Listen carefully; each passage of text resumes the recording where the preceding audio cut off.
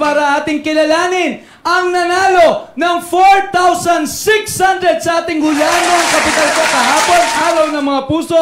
Narito na si Roridel Marie Flores mula La Union.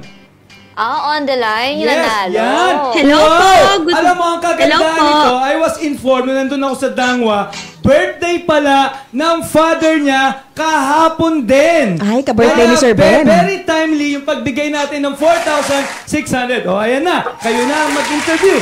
Ayan, Roridel, pasabi na lang sa iyong father na happy birthday. Roridel, Hello po. pakibati naman kami sa inyong sariling dialect. Naimbag bigat kanyayo amin.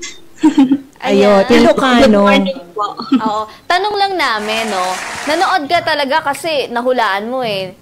Tama ba? Opo, ma'am. Nakatutok po ko simula po. Hanggang sa simula. So, paano mo nga nahulaan? Paano mo nahulaan?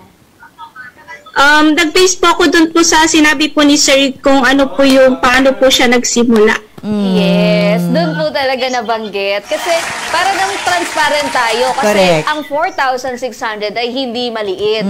Malaki na yan, papunta ng puhunan niya na 5,000 pesos.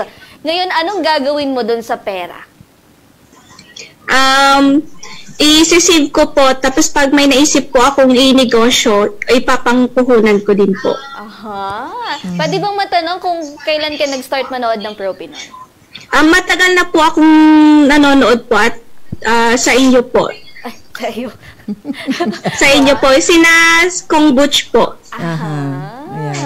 Sayang wala siya ngayon. Sana nakausap ko din. Sana nga po eh. Kaya mo babalitaan natin na si Roridel from La Union ang nakakuha ng 4,600 pesos. Congratulations, Roridel.